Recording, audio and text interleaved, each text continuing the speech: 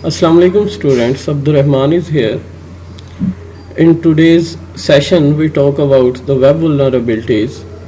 उसके लिए हमें एक एनवायरनमेंट सेटअप करने की ज़रूरत है जिसके लिए हम DVWA को यूज़ करेंगे। DVWA basically dam वुलनर web application है जिसमें बहुत सारी जो वुलनरेबिलिटीज़ हैं वो ऑलरेडी मौजूद हैं जिनको हम डिफरेंट सिक्योरिटी लेवल पे देख सकते हैं। फॉर नाउ हम उसको जो है बेसिक लेवल पे देखेंगे, यानी कि लो सिक्योरिटी पे देखेंगे। तो उसके लिए सबसे पहले हमें DVWA को सेटअप करने की ज़रूरत है। तो उसके लिए हमें सिंपली करना क्या है,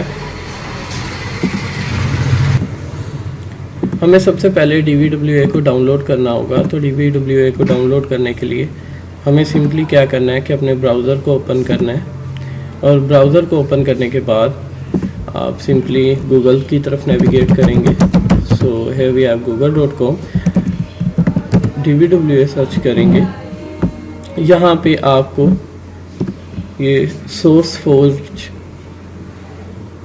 की तरफ से एक जो है लिंक वो प्रोवाइड किया जाएगा। Just download it. डाउनलोड करने के बाद आपके पास एक जिप फाइल की फॉर्म में जो है DVWA डाउनलोड होगा।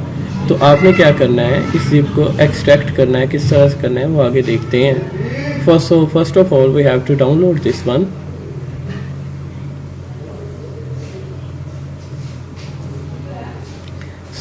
ओके, मेरे पास ये ऑलरेडी डाउनलोडेड है।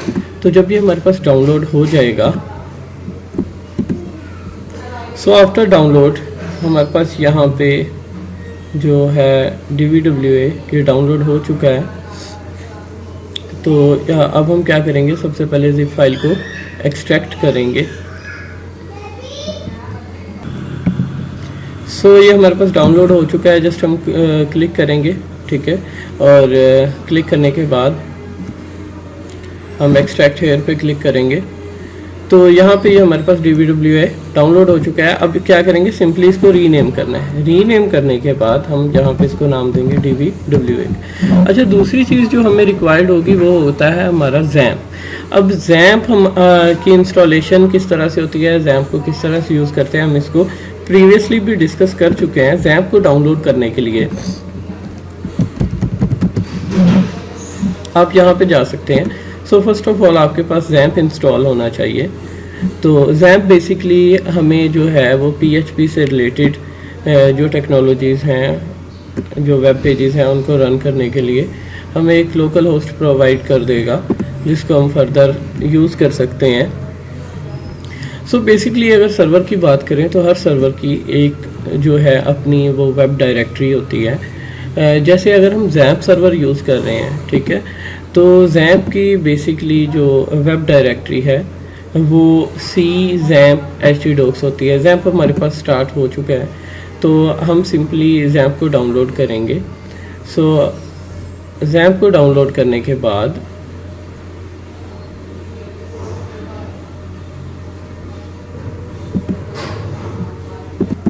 जी, तो हमारा XAMPP सर्वर डाउनलोड हो चुका है। जस्ट डबल क्लिक करेंगे, यस पे क्लिक करेंगे।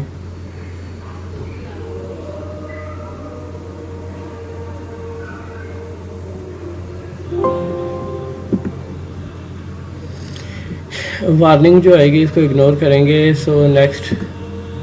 नेक्स्ट एंड नेक्स्ट करते जाएंगे। I already install the XAMPP।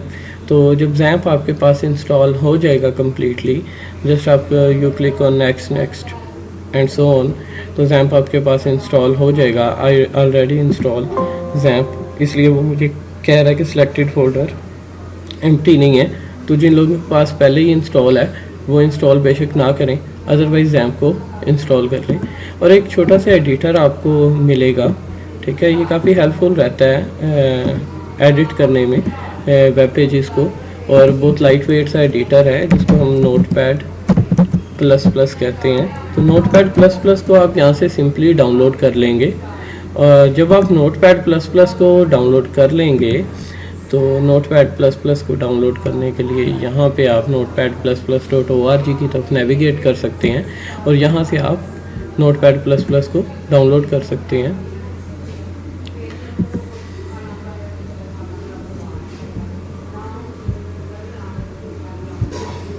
सो यहाँ पे आप जो है इंस्टॉलर डाउनलोड करेंगे।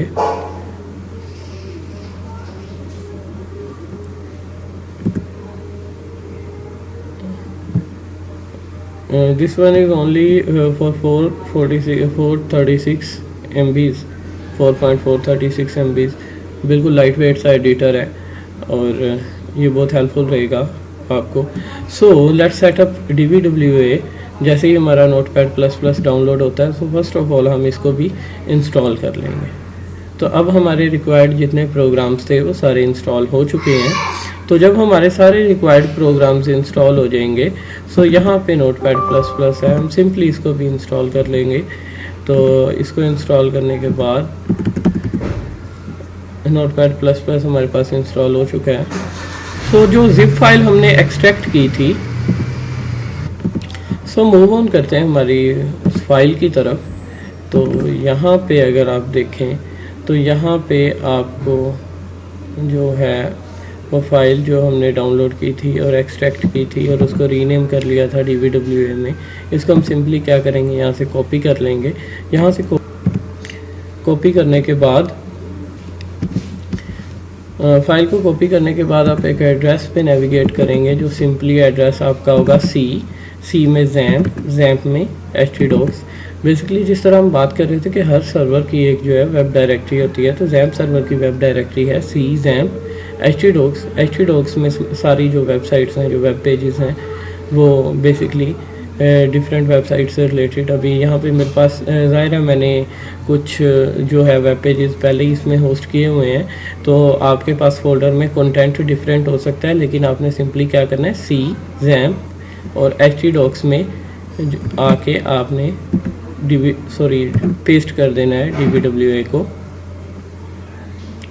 सो जब हम पेस्ट कर लेंगे DVWA को, तो DVWA को पेस्ट करने के बाद वेरी नेक्स्ट आपने क्या कर, आप अपने ज़ैम्प सर्वर को स्टार्ट करेंगे। स्टार्ट करने के लिए आप जस्ट ज़ैम्प के शॉर्टकट पे क्लिक करेंगे, ठीक है। अगर आपके पास शॉर्टकट नहीं है तो आप इसको यहाँ से भी स्टार्ट कर सकते हैं। यहाँ से ज़ैम्प कंट्रोल पैनल को ओपन करेंगे, यहाँ पे आप स्टार्ट पे क्लिक कर देंगे, स्टार्ट पे क्लिक कर देंगे, ठीक है। आपके पास ये दोनों अपाची और MySQL, ठीक है, ये स्टार्ट होने चाहिए। अगर ये प्रॉपरली वर्क कर रहे हैं तो इस तरह से इनके ये कलर हाईलाइटेड हो जाएंगे और इसके बाद प्रोसेस आईडी और ये पोर्ट आपके पास शो करेगा।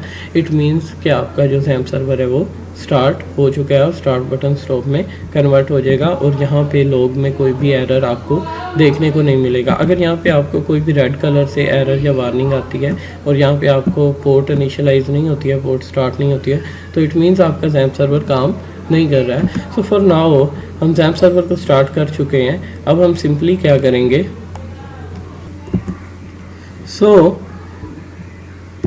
सिंपली हम नेविगेट करते हैं अपने लोकल होस्ट /DVWA टाइप करेंगे। यहाँ पे वो आपको एरर देगा, DVWA system error, config file not found, copy config, यानी कि कॉन्फ़िग के फोल्डर में config.inc.php.dist फाइल है जिसको कह रहा है आप कॉपी कर दें config.inc.php में। Okay, let me do it. Simply C में जाएंगे, ज़ैम्प में जाएंगे और यहाँ पे htdocs में जाएंगे। यहाँ पे DVWA में देखेंगे कॉन्फ़िग के नेम का फोल्डर है जी, इसमें वही फाइल है जो वो कह रहा था एडिट करने को, और हम इस फाइल के साथ से .dist को क्या करेंगे, रिमूव कर देंगे सिंपली। तो यहाँ से .dist को हम रिमूव कर चुके हैं। तो यहाँ पे सिंपली यस पे क्लिक करेंगे। सो राइट नाउ हम क्या करेंगे, पेज को रिफ्रेश करते हैं तो ये हमारे सामने इस तरह से आ गया।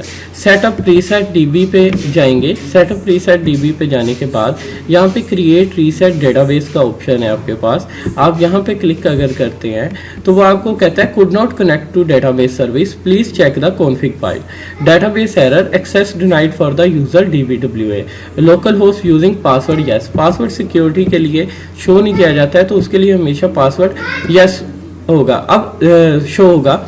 तो अब देखिए कि जो डेटाबेस है आपका, ठीक है, जो हम यहाँ पे डेटाबेस यूज़ कर रहे हैं क्योंकि हम जो है PHP MyAdmin को यूज़ कर रहे हैं, तो PHP MyAdmin का जो हमारे पास डिफ़ॉल्ट यूज़र आ रहा होता है वो होता है रूट और जो पासवर्ड होता है वो एम्प्टी होता है। तो तो कॉन्फ़िग फाइल में जाके हम इसको डेटाबेस कनेक्टिविटी देंगे ताकि ये अपना डेटाबेस हमारे डेटाबेस में क्रिएट कर सके। यहाँ पे अगर हम डेटाबेस को देखें तो हम लिखेंगे local host /php my admin, local host /php my admin। तो यहाँ पे देखें हमारे पास कोई भी डेटाबेस DBWA के नाम से होस्टेड नहीं है। तो इसको सिंपली हम कैसे होस्ट करते हैं? सो फॉर नाउ हम सिंपली क्या करेंगे, इसको होस्ट करने के लिए C में जाएंगे, XAMPP में जाएंगे और XAMPP में htdocs की तरफ मूव करेंगे।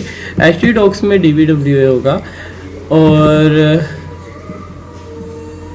जब हम htdocs DBWA में आ जाएंगे तो यहाँ पे C XAMPP htdocs DBWA और यहाँ पे हमने config के फोल्डर में आ जाना है। इस config फाइल को edit with notepad++ जो हमने एडिटर डाउनलोड किया था, यहाँ पे थोड़ा नीचे आए तो हमें पता चलता है कि जो हमारा डेटाबेस है वो तो चलो DBWA के नाम से होगा। जो हमारा यूज़र है, सो जो हमारा यूज़र होता है बाय डिफ़ॉल्ट वो हमारा यूज़र होता है रूट, और जो हमारा पासवर्ड होता है वो बाय डिफ़ॉल्ट होता है empty for php my admin। ठीक है, सो ये हमारे पास डाउनलोड हो चुका है। तो इसके बाद हमसे डाउनलोड कह रहा हूँ, ये हमारे पास सेटअप हो चुका है, कॉन्फ़िग फाइल एडिट हो चुकी है। फाइल को सेव करेंगे, Ctrl+S प्रेस करेंगे और हम इसको एग्जिट करेंगे, वापस जाते हैं हमारे DBWA की तरफ। अब यहाँ पे हम पेज को क्या करेंगे, रिफ्रेश करेंगे। रिफ्रेश करने के बाद क्रिएट रीसेट डेटाबेस पे क्लिक करेंगे। तो यहाँ पे आप देखें database has been created, user table created, it means database create हो चुका है। तो अगर हम यहाँ पे php my admin के पेज को रिफ्रेश करते हैं तो देखें हमारे पास एक DBWA का जो है वो आ चुका है, पेज आ चुका है। तो अभी तक के लिए अगर हम हमारे DBWA को सिंपली क्या करेंगे, लॉग आउट पे क्लिक करेंगे। DBWA का डिफ़ॉल्ट यूज़र नेम क्या होता है, एडमिन, और पासवर्ड क्या होता है, पासवर्ड। तो यहाँ पे हम एडमिन और पासवर्ड एंटर किया हमने, तो हम यहाँ पे लॉगिन हो चुके हैं।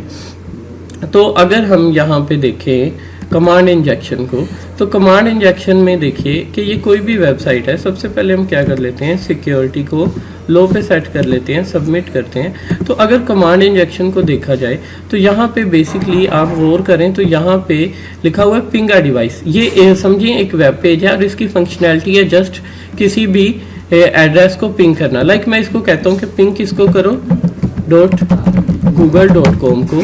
तो google.com को मैं कहता हूँ पिंग कर दो, तो ये मुझे क्या करता है, ये पिंग करके उसका जो रिज़ल्ट है वो दे देगा। तो ये देखें google.com को उसने पिंग किया और ये रिज़ल्ट हमारे सामने है। ठीक है, ये गूगल का IP भी उसी तरह से रिजॉल्व हो चुका है, सेम जैसे हमारे पास CMD में पिंग होता है। ये एक वेब पेज है जो हमें कहता है कि पिंग करें। अब एज वी नो कि जो पिंग है ये हमारे पास एक कमांड होती है जिसको हम CMD पे एग्जीक्यूट करते हैं टू टेस्ट द पिंग, और ये रिजल्ट भी उसी तरह से सेम हमें शो कर रहा है।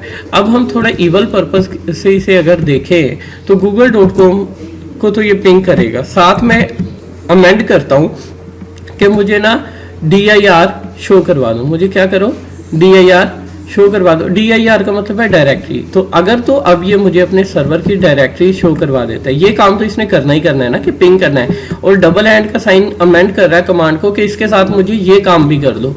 तो मैं सबमिट करता हूँ। तो सबमिट करने के बाद अगर आप यहाँ पे देखें तो C XAMPP htdocs वल्नरेबिलिटीज़ ये मुझे डायरेक्टरी शो करवा रहा है। अब देखें मेरे पास तो मेरे सर्वर की डायरेक्टरी शो हो रही है। अब इसी तरह कोई भी अटैकर है वो किसी वेबसाइट को फर्ज करें विजिट कर रहा है और उस वेबसाइट में इसी तरह कोई भी कमांड एंटर करके प्रोसेस करवाने की फंक्शनैलिटी है और अटैकर जो है वो अपनी कमांड को अमेंड कर सकता है। इट मीन्स वो सर्वर जो है वो क्या है, वल्नरेबल है। क्योंकि वेबसाइट्स जो आप मैक्सिमम वेबसाइट जिनको आप ट्यून करते हैं, जिनकी तरफ आप नेविगेट करते हैं लाइक google.com, ये कहीं ना कहीं किसी तो सर्वर पे ये होस्टेड है।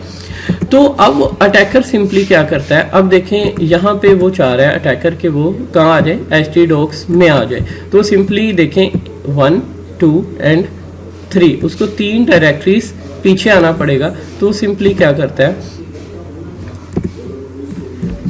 कमांड को दोबारा अमेंड करेगा और कमांड को अमेंड करने के बाद cd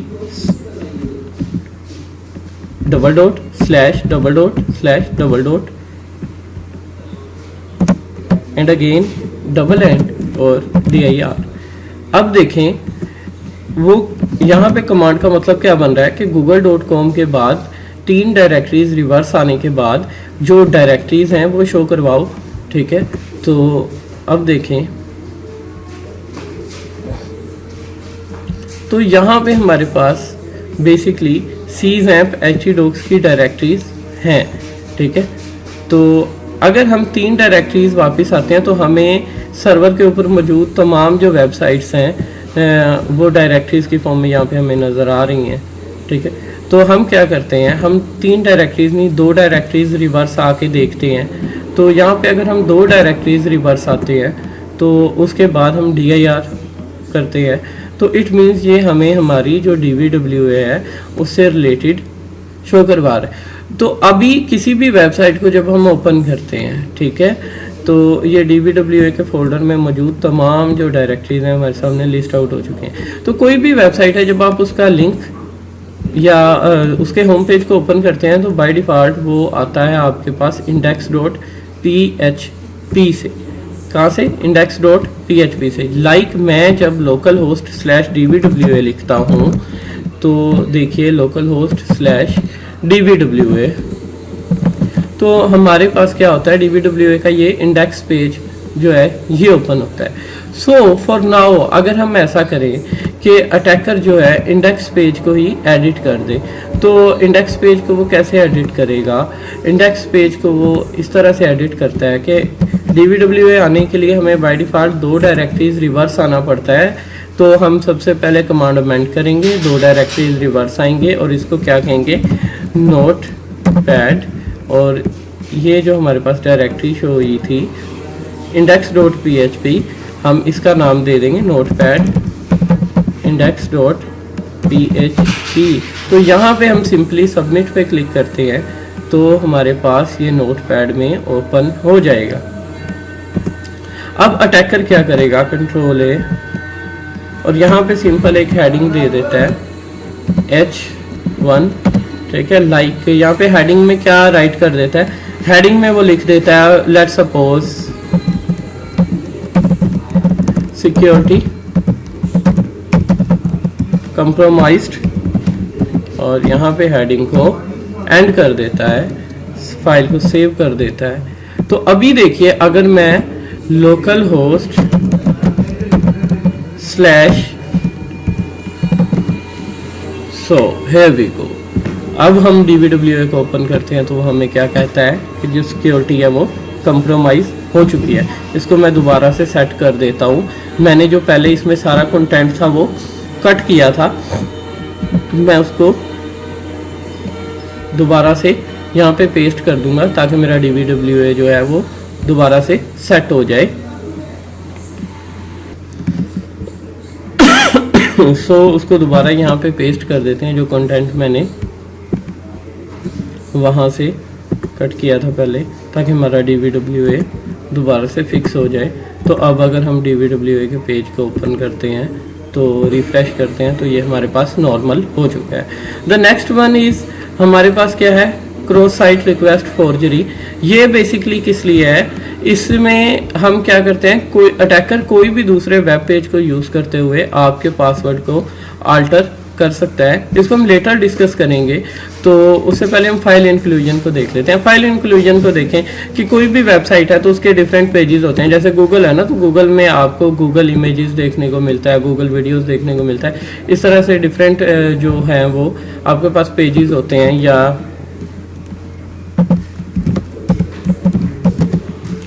आप कोई भी अदर वेबसाइट देख लें तो उस वेबसाइट में भी आपको डिफरेंट पेजेस जो हैं वो देखने को मिलते हैं। तो आप किसी भी पेज के ऊपर जो है नेविगेट कर सकते हैं।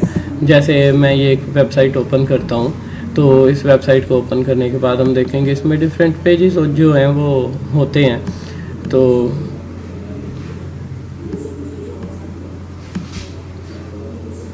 तो हम डिफरेंट पेजेस पे नेविगेट कर सकते हैं। अभी किसी भी पेज पे आप क्लिक करेंगे किसी भी लिंक पे, तो अब ये रिसर्च का पेज है इस वेबसाइट में। इस तरह डिफरेंट पेज हो सकते हैं। तो इसी तरह DBWA में हमारे पास टेस्टिंग के लिए एनवायरनमेंट में मौजूद हैं डिफरेंट पेजेस। तो यहाँ पे लाइक आप फाइल इंक्लूजन की तरफ आते हैं, तो फाइल इंक्लूजन में file1.php है आपके पास। तो file1.php में आपके पास hello admin something like that, file2, इसी तरह से डिफरेंट फाइल्स हैं। अटैकर क्या करता है, अब मिसाल के तौर पे कोई मलीशियस वेबसाइट है, ठीक है। अब देखें ये URL तो आपको उस वेबसाइट का नज़र आ रहा है ना, DBWA है तो हमें DBWA का नज़र आ रहा है, ठीक है। अटैकर क्या करता है कि इसी वेबसाइट के URL के साथ अपनी जो फाइल है उसको विद इन वेबसाइट इंक्लूड कर देता है। अब मिसाल के तौर पे कोई मलीशियस वेबसाइट है, ठीक है, और मलीशियस वेबसाइट पे से वो जो है वो आपको इन्फेक्ट कर सकता है, ठीक है। अब तो वो क्या करेगा, विद इन वेबसाइट क्या करेगा, विद इन वेबसाइट जो है वो अपनी वेबसाइट डाल देगा। Like my website is facebook.com, ठीक है। वो सिंपली क्या करेगा,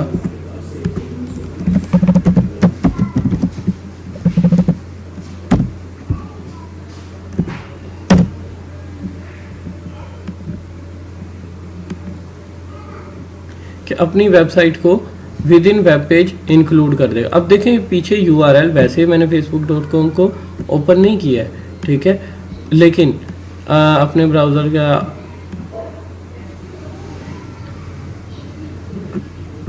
तो फॉर नाउ वो फेसबुक को ओपन नहीं कर रहे, हम किसी दूसरी वेबसाइट को देख ले रहे हैं, गूगल को देख लें। तो हमें तो बेसिकली ये देखना है ना कि अटैकर जो है अब जैसे हमने प्रीवियसली फिशिंग पेज का देखा था, ठीक है।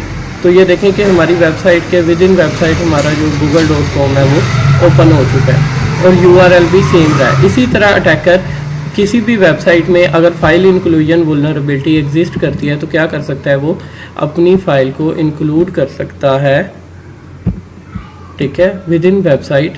तो देखने में यूज़र को URL सेम नज़र आएगा, लेकिन अगर वो वहाँ पे कुछ भी एंटर करता है, ठीक है, तो वो जो है सारे का सारा कंटेंट वो अटैकर के पास चला जाएगा, ठीक है। लाइक मेरे पास एक मेरा जो लॉगिन पेज है वो फिशिंग पेज की तरह का एक पेज मैंने डिज़ाइन किया था। बेसिकली जो यूज़र इनपुट क्रेडेंशियल्स जो हैं वो उनको स्टोर करता है, ठीक है। आप उसको फिशिंग तो नहीं कह सकते, लेकिन कोई भी यूज़र इनपुट डिटेल्स जो है वो स्टोर करता है। तो यहाँ पे htdocs में मैंने वो पेज बनाया हुआ था लाइक लॉगिन के नेम से। तो यहाँ पे अगर मैं उसको ओपन करना चाहूँ विद इन दिस वेबसाइट, तो आई जस्ट पुट 127.0.0.1/login। तो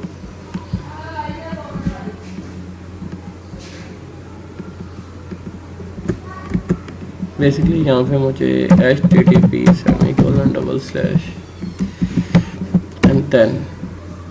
तो ये देखें कि ये मेरा पेज उस वेबसाइट के साथ ओपन हो चुका है।